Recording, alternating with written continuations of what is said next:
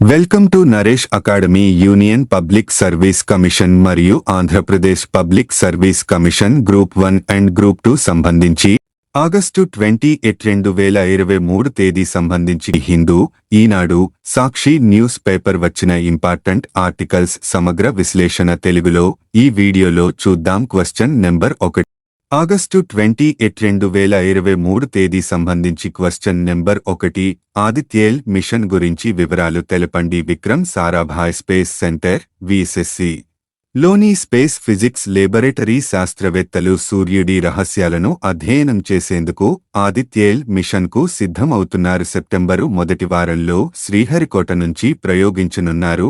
Aditya machine సౌర గాలి యొక్క రహస్యాలను ఛేదించడమే లక్ష్యంగా పెట్టుకుంది. సూర్యుడి నుండి ఛార్జ్ చేయబడిన కణాల నిరంతర ప్రవాహం లోతైన అంతర్దృష్టుల కోసం పాపా payload the plasma analyser package 4 Aditya payload కోసం ప్లాస్మా ఎనలైజర్ ప్యాకేజీ ఎస్పీఎల్ చే అభివృద్ధి చేయబడింది.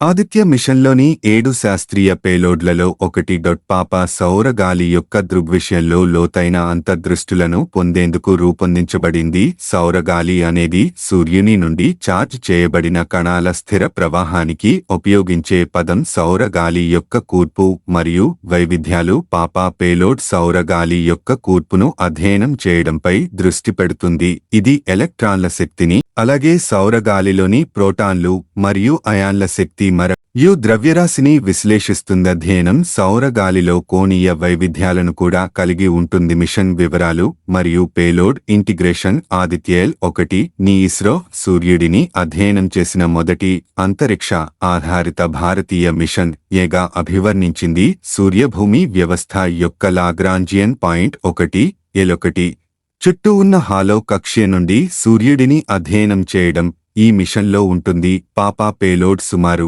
8 కిలోల బరువు ఉంటుంది మరియు ఇస్రో యూనిట్లు మరియుతో సహకరిస్తున్న శాస్త్రీయ సంస్థలచే అభివృద్ధి చేయబడిన 6 ఇతర పేలోడ్లతో స్థలాన్ని పంచుకుంటుంది. విద్యుదయస్కాంత మరియు కణ డిటెక్టర్లను ఉపయోగించి సూర్యుని యొక్క వివిధ పొరలను అధ్యయనం చేయడానికి కంబైన్ పేలోడ్లు రూపొందించబడ్డాయి. ప్రారంభం మరియు ప్రయాణ వివరాలు. Polar satellite launch vehicle PSLV యొక్క ఎక్సేల్ వేరియంట్ని ఉపయోగించి ఆదిత్య స్పేస్ క్రాఫ్ట్ ప్రయోగించబడుతుంది. ఒకసారి ప్రయోగించబడిన తర్వాత అంతరిక్ష నౌక లాగ్రాంజియన్ పాయింట్ 1 వద్ద గమ్యాన్ని చేరుకోవడానికి 125 రోజులు పడుతుంది. క్వశ్చన్ నెంబర్ 2, చంద్రయాన్ తొలి పరిశోధన వివరాలు తెలపండి. జాబిల్లి దక్షిణ ధృవానికి చేరువలో కాలుమోపిన చంద్రయాన్ ఇప్పటికే తన పని మొదలు పెట్టింది. ఈ క్రమంలో మిషన్కు సంబంధించి మొదటి శాస్త్రీయ పరిశోధన వివరాలను భారత రక్షా పరిశోధన సంస్థ ఇస్రో ఆదివారం ప్రకటించింది.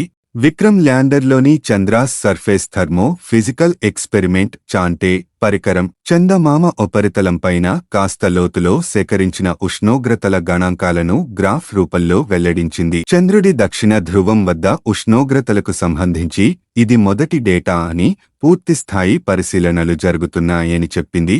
చాస్తే చంద్రుడి నేల పైపొర ఉష్ణోగ్రతలను లెక్కిస్తుంది.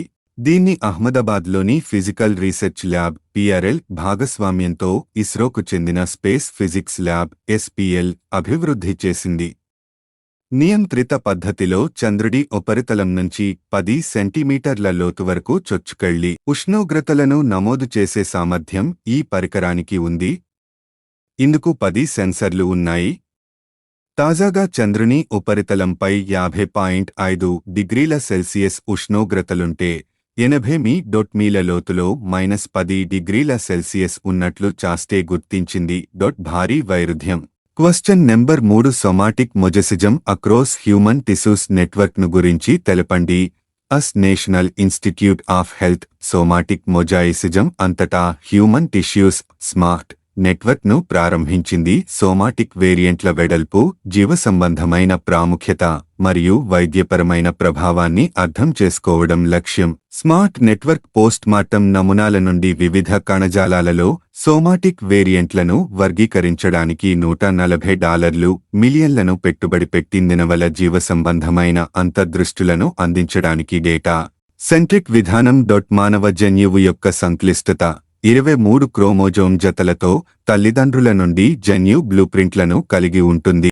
అధిక ప్రతిరూపణ ఖచ్చితత్వం ఉన్నప్పటికీ సోమాటిక్ జన్యు వైవిధ్యాలు తలెత్తుతాయి, ఆరోగ్యం, క్యాన్సర్ మరియు పరిణామంపై ప్రభావం చూపుతాయి. Question number 4 B20 summit India 2023 గురించి తెలపండి. సందర్భం భారత ప్రధానమంత్రి శ్రీ B20 సమ్మిట్ ఇండియా 2023లో ప్రసంగించారు.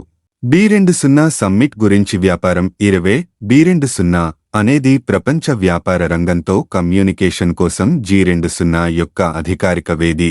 కావ్ 2010లో స్థాపించబడిన B20 ఎంటర్ప్రైజెస్ మరియు వ్యాపార సంస్థలు సభ్యులుగా ఉన్నలో అత్యంత ముఖ్యమైన ఎంగేజ్మెంట్ గ్రూప్లలో ఒకటి. లక్ష్యాలు B20 సమ్మిట్ భారతదేశం B20 ఇండియా కమ్యూనిక్ను పరిశీలించడానికి మరియు చర్చించడానికి ప్రపంచవ్యాప్తంగా ఉన్న రాజకీయ నాయకులు, వ్యాపార నాయకులు మరియు నిపుణులను ఒకచోట చేర్చింది. B20 ఆర్థిక వృద్ధి మరియు అభివృద్ధిని ప్రోత్సహించే నిజమైన విధాన సూచనలను రూపొందించడానికి ప్రయత్నిస్తుంది.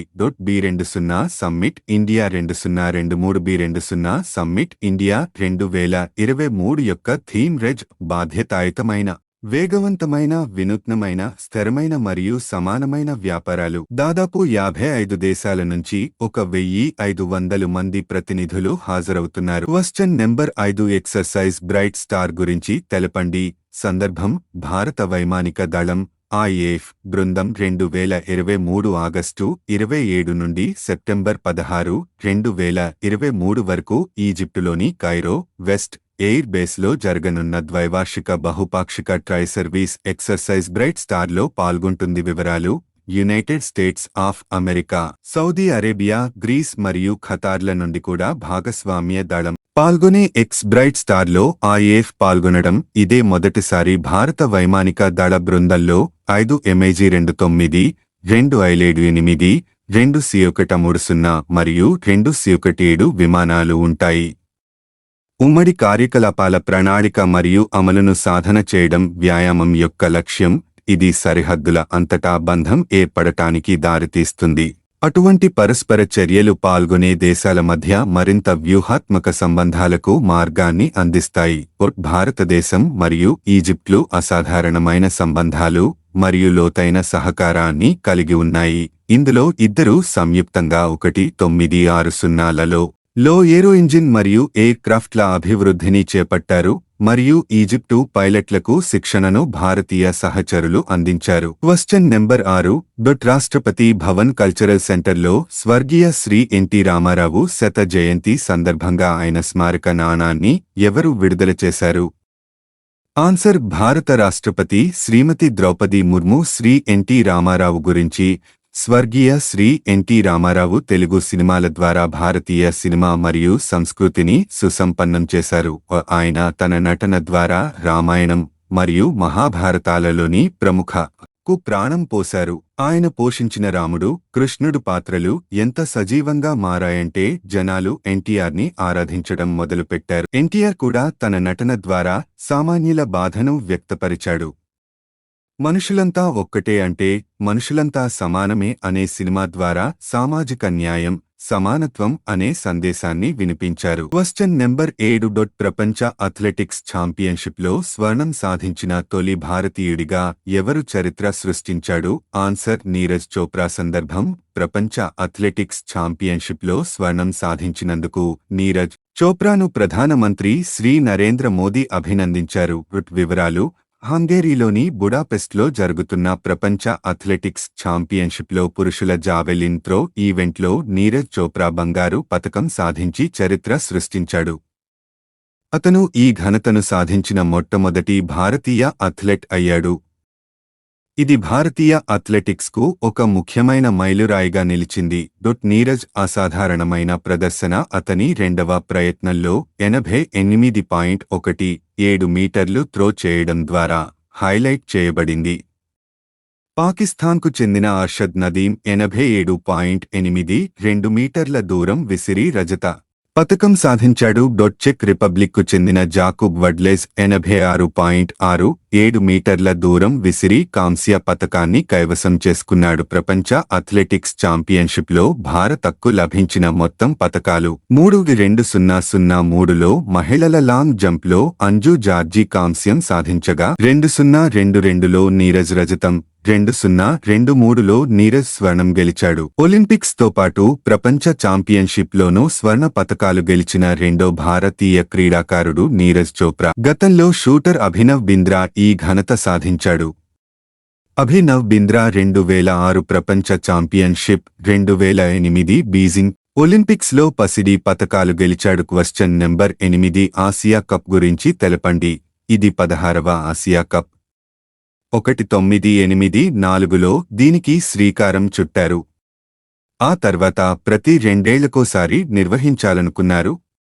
కానీ వివిధ కారణాల వల్ల మధ్యలో ఒక్కోసారి 5-4 ఏళ్ల విరామం కూడా వచ్చింది. 2008 నుంచి మాత్రం ప్రతి 2 ఏళ్లకోసారి నిర్వహిస్తున్నారు. నిజానికి 2020లో శ్రీలంకలో, 2022లో పాకిస్తాన్లో ఈ టోర్నీ జరగాల్సింది. కానీ కరోనా కారణంగా 2020లో జరగాల్సింది. 2022లో యుఏకి మారడంతో 2022లో జరగాల్సింది 2023కి మారింది. మొదట కేవలం వన్డే ఫార్మాట్లోనే ఈ టోర్నీ నిర్వహించేవాళ్లు. కానీ 2016 నుంచి ఐసీసీ ప్రపంచకప్లను దృష్టిలో పెట్టుకుని T20 వన్డేల్లో మార్చి నిర్వహిస్తున్నారు. ఈ ఏడాది వన్డే ప్రపంచకప్ నేపథ్యంలో ఇప్పుడు 50 ఓవర్ల ఫార్మాట్లో ఆసియా కప్ జరగబోతుంది. చివరగా 2018లో వన్డే ఫార్మాట్లో టోర్నీ జరిగింది. భారత్ ఆధిపత్యం. ఆసియా కప్లో టీమిండియాదే ఆధిపత్యం. ఆసియా కప్లో అత్యధిక టైటిళ్లతో అగ్రస్థానంలో ఉన్న భారత్ సాధించిన విజయాలు 198, 4,198, 1990 నుంచి 91 వరకు, 1995, 2010, 2016,2018లో భారత్ విజేతగా నిలిచింది. 7 టైటిళ్లతో అగ్రస్థానంలో ఉంది. ఆగస్టు 27, 2023 తేదీ సంబంధించి ప్రాక్టీస్ క్వశ్చన్. వలస పాలన తాలూకు గుర్తులను చెరిపేస్తూ భారత నేర న్యాయ వ్యవస్థను ప్రక్షాళించే దిశగా బ్రిటిష్ హయాం నుంచి అమల్లో ఉన్న భారత శిక్షా స్మృతి ఐపీసీ 1860, నేర శిక్షా స్మృతి సిఆర్పిసి 1898, సాక్ష్యాధార చట్టం 1872ల స్థానంలో వరుసగా ఏ నూతన శాసనాలను తీసుకురావాలని కేంద్రం నిర్ణయించింది.